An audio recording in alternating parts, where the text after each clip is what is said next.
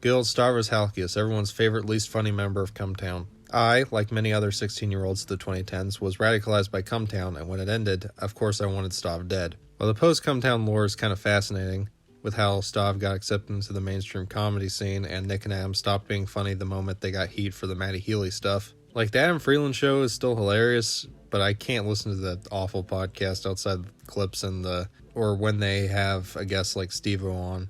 Anyway, this is not about the Adam Freeland show, this is about Stav. I've grown to hate Stav a bit. I find him gross, and there's a noticeable drop in quality between his last two specials, and I think he's kind of a hypocritical snake. And every time I've listened to his podcast, I just get sad because I remember how depressing this man's life is.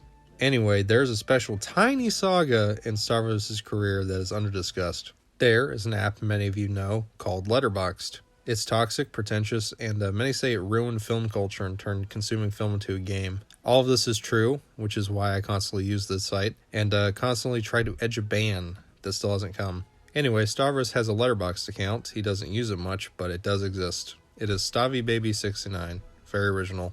He's had it since April 2020, and would log something every couple of weeks. Not much of note, some funny reviews, some not. January 24th, 2021, he dropped this infamous half-star review for Knives Out. I'm just going to read it word for word.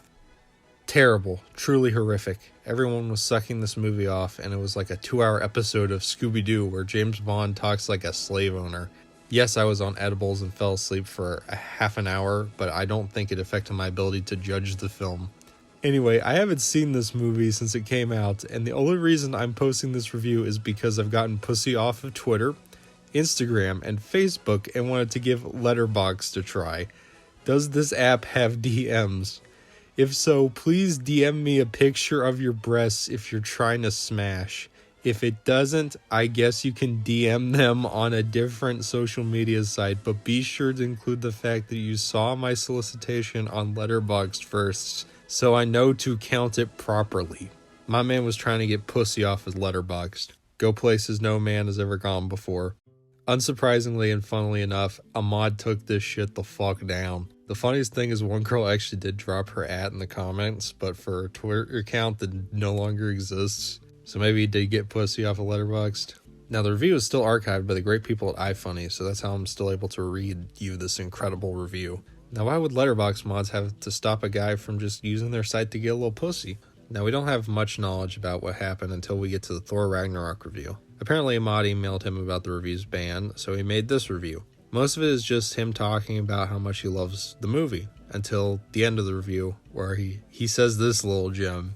Again, I'm going to read it word for word. You see, Thor spends much of the movie desperate to save Asgard from his little sister Hela, until he realizes that to save the people of Asgard, he must destroy the planet itself, and after getting a very annoying email from some fucking nerd that works for this bullshit website, saying I might be banned for misogyny and obscene language, I realized that to save my funny, entertaining, and very popular reviews from the tattletale losers and lil dick mods on this app, I must destroy this account. Good luck to you bitch-ass pseudo-intellectual motherfuckers writing boring-ass reviews solely for a bunch of other snitches that get zero pussy/dick. I'll be getting my titties sucked and watching John Wick.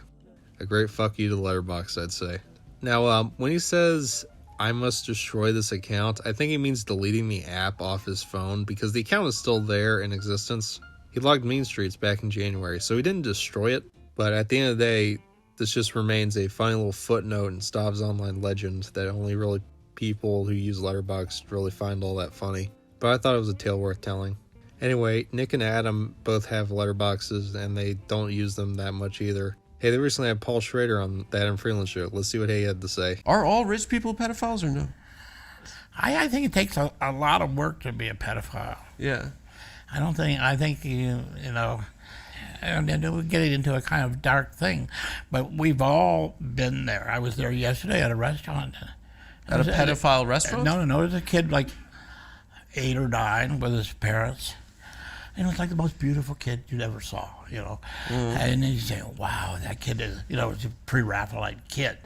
Mm-hmm. And to say that is not a human reaction is to deny the obvious. You can't even say a kid is sexy anymore these days with this cancel culture. Yeah. Still funnier than Fat Rascal. Anyway, I've been Deet, and I'll talk to you later. The idea of a baby getting his dick sucked is so funny to me. Yeah. It's like, And it's allowed here.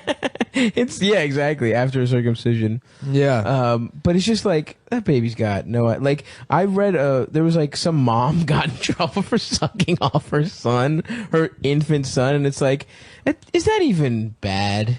Yeah. Like, Yeah, I think that's bad. Yeah. but like,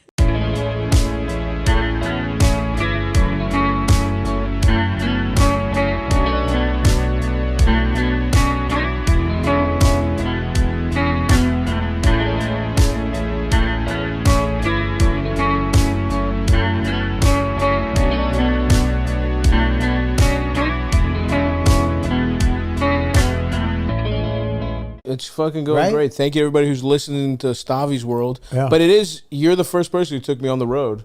Yeah. I owe it all to you, Bob. Truly. Well, really, Nick Mullen. But listen, the thing is,